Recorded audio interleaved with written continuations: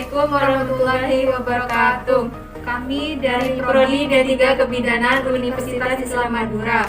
Kami di sini akan menjelaskan secara lebih lanjut tentang macam-macam KB dan ingin melakukan penyuluhan di salah satu ibu yang memiliki 3 anak dengan usia 33 tahun. Assalamualaikum warahmatullahi wabarakatuh. Saya Siti Nindira Safi dari Prodi D3 Kebidanan Universitas Islam Madura ingin menjelaskan mengenai macam-macam KB.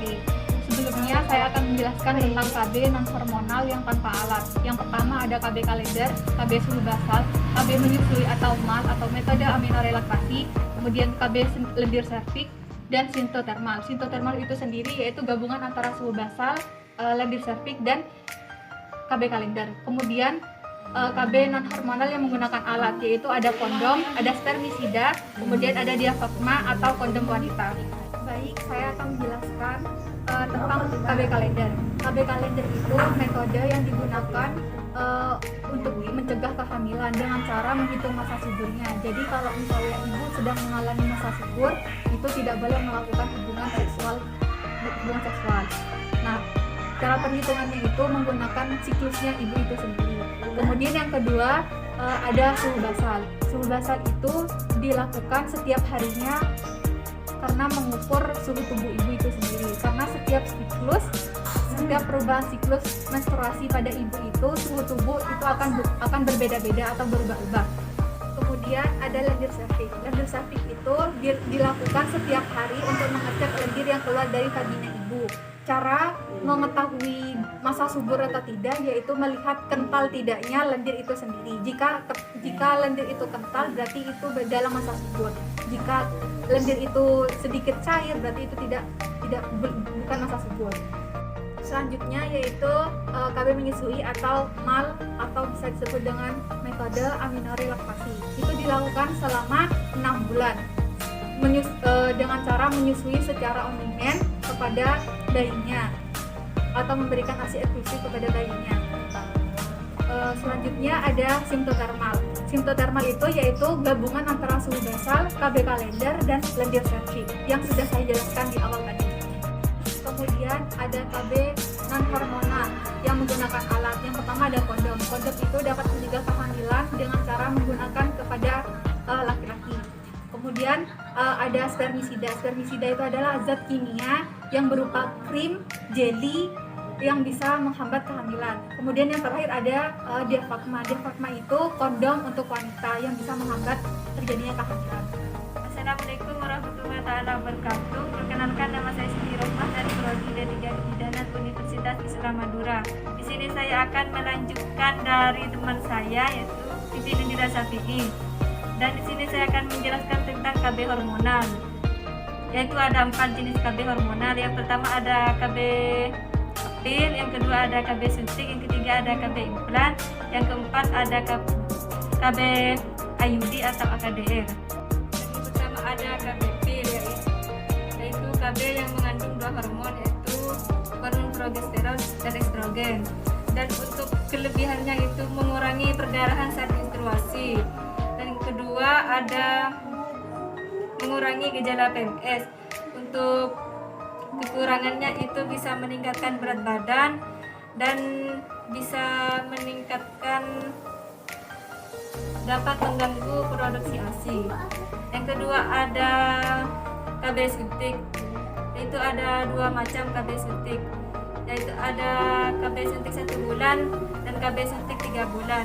Untuk yang KB suntik 3 bulan itu mengandung 1 hormon yaitu hormon progesteron dan itu sangat cocok untuk ibu menyusui dan tidak mengganggu produksi ASI.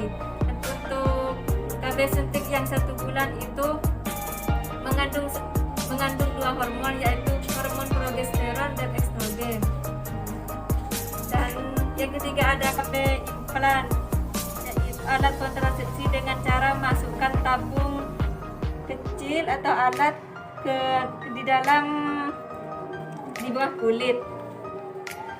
Dan untuk kerugiannya itu bisa membutuhkan tindakan intensi, tidak melindungi jangka PMS. Dan untuk keuntungannya itu daya tinggi dan kesuburan cepat kembali. Selanjutnya untuk KB AKDR atau IUD, yaitu kelebihannya bisa digunakan dalam metode jangka panjang dan digunakan untuk klien yang mempunyai riwayat hipertensi atau darah tinggi dan tidak mengganggu produksi ASI. Kemudian untuk kekurangannya itu bisa mengganggu hubungan seksual dan untuk efek sampingnya itu bisa amenorre, perdarahan atau bercak, dan kemudian bisa menimbulkan rasa nyeri. Assalamualaikum. Selamat pagi Ibu. Ya, selamat pagi. Mari silakan. Di bawah, di atas. Ya, Mas. Acak-acakan ini. Siapa ya? Begini Bu, sebelumnya kami dari Prodi D3 Pemilihan Universitas Islam ingin melakukan penyuluhan tentang KB. Sebelumnya kami mohon ampun. Ya, Saya izin dari sebelumnya saya ingin bertanya-tanya tentang KB. Ya, sebelumnya boleh Ibu perkenalkan dulu dari Ibu siapa? Saya Lena. Anak saya 3. Yang pertama itu kelas 6 SD, yang kedua ini kelas 1 ini baru 2 tahun. 2 tahun masih belum sih, tapi masih menyusui. Masih menyusui. Ya. Umurnya Ibu berapa? Umur saya 33 tahun. Sebelumnya Ibu pakai KB apa? KB itu saya memang dari anak pertama itu. Yang pertama itu kan memang belum pengalaman. Itu saya ada rekomendasi dari teman itu KB kalau menyusui itu disarankan memang yang 1 bulan. Tapi ternyata kenyataannya 1 bulan saya tidak cocok. Jadi saya ganti yang 3 bulan menyusui. Dan alhamdulillah sampai sekarang setelah stop program hamil anak kedua, terus program hamil anak ketiga, tetap standby sampai sekarang standby di KB yang 3 bulan. 3 bulan. Keluhannya selama pakai KB 3 bulan apa? Kalau untuk keluhan, kadang memang pendarahan, sering pendarahan itu mungkin karena efek hormonnya itu ya. Terus kadang pusing. Enggak sampai telat men atau Kalau telat men nggak pernah, malah sampai pendarahan itu sampai lebih hari men itu. Kadang saya juga lebih kadang cari tanya-tanya ke teman itu apa ya yang efek atau ada obat kan yang buat bikin ternyata saya dapat dari teman itu pakai salah satu pil yang merknya itu ya tapi memang lumayan bisa bikin stop mainnya itu soalnya memang sampai kendaraan banget sampai lebih dari tanggal kecilannya itu. Ibu itu apa namanya? Apakah ada keinginan untuk mengganti KB gitu? Kalau untuk ganti itu kayaknya nggak ada sih, soalnya memang saya ikut susah cocok di alat obat itu, jadi ketika sudah cocok satu macam itu sudah gitu. Jadi mungkin nanti memang saya kalau hamilnya kan sudah 3 insya Allah sudah 3 PW mulai tapi tahun 3 bulan. Berat badannya Normal, badan normal sih, kata orang katanya kalau KB gemuk ya tembak sih enggak, mungkin karena beda beda orang, beda pengalaman, beda MP. Jadi kan kenapa meskipun anak pertama, anak kedua, anak ketiga, katanya orang kalau KB gini gemuk, makan enak, makan itu tetap enak memang biasa. Ibu gak ada keinginan buat tambah omongan lagi? Untuk tambah omongan saya insya Allah cukup ya, atau kita Allah ngasih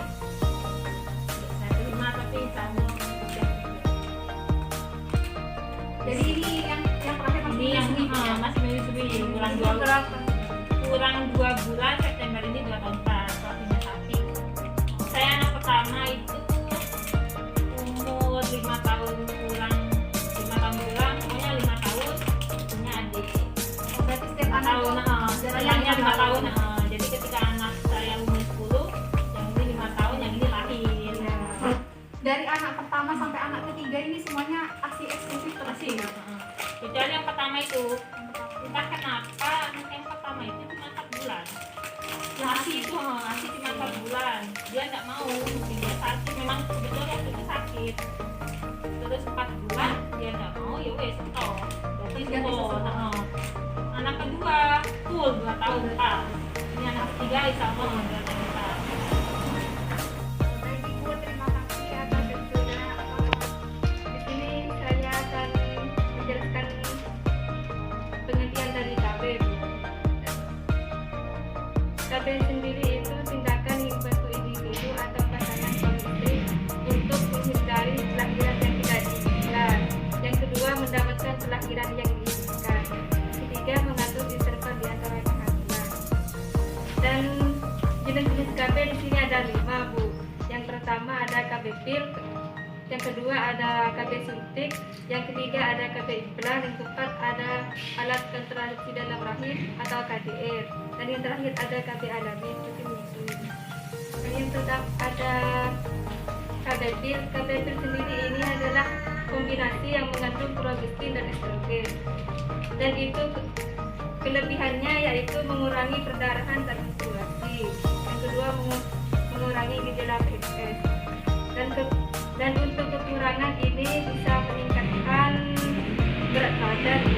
Oh berarti saya mau tanya, berarti bisa dijelaskan yang KB pil itu bisa mengurangi pendarahan? Ya, perdarahan saat menstruasi. Berarti salah satu solusinya kayak pendarahan bisa diselami pakai pil itu Iya, bisa.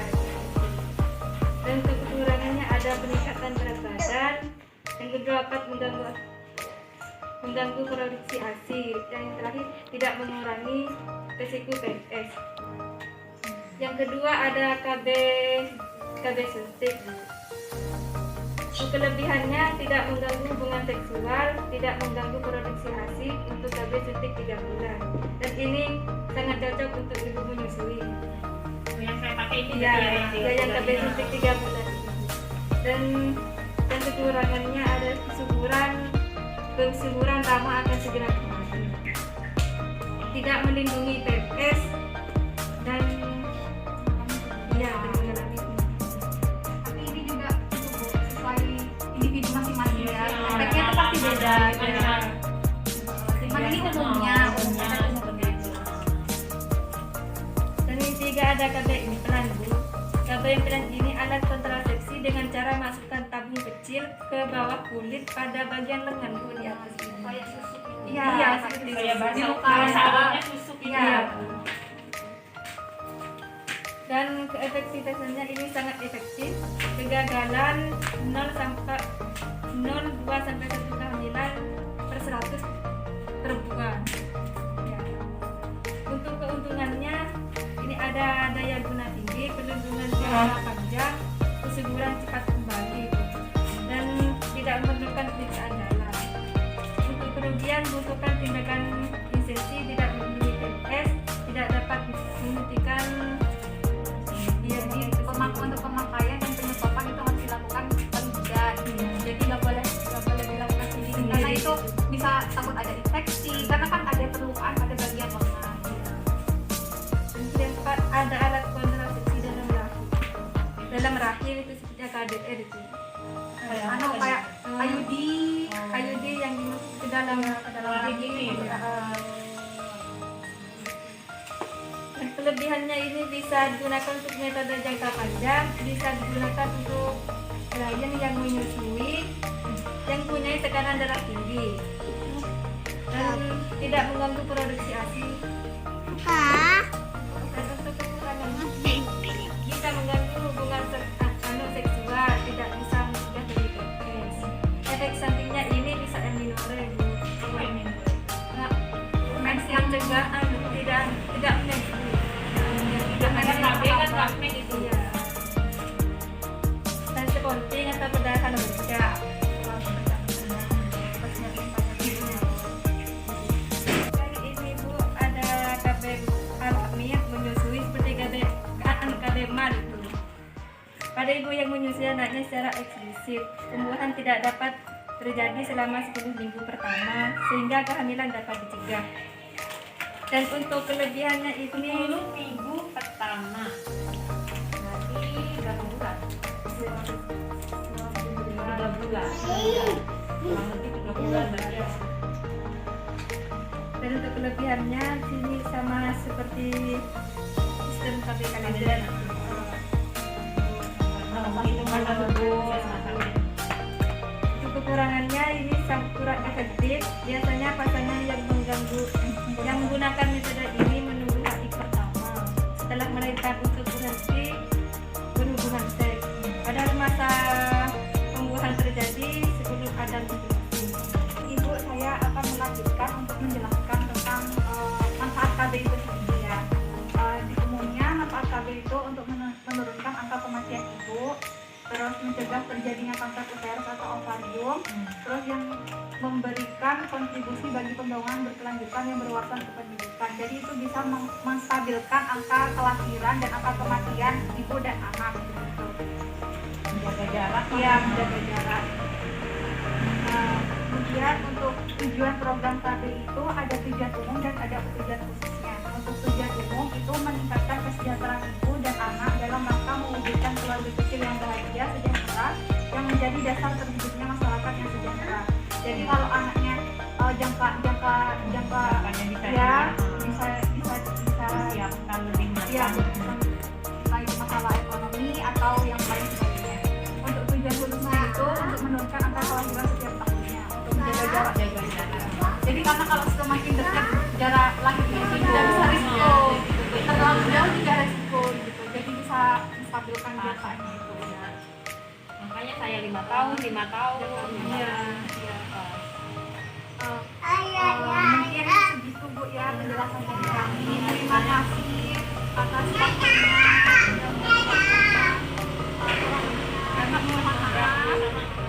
Wassalamualaikum warahmatullahi wabarakatuh. Sekian dari penjelasan dan kegiatan penyuluhan kami. Kurang lebihnya Kami mohon maaf. Wassalamualaikum warahmatullahi wabarakatuh.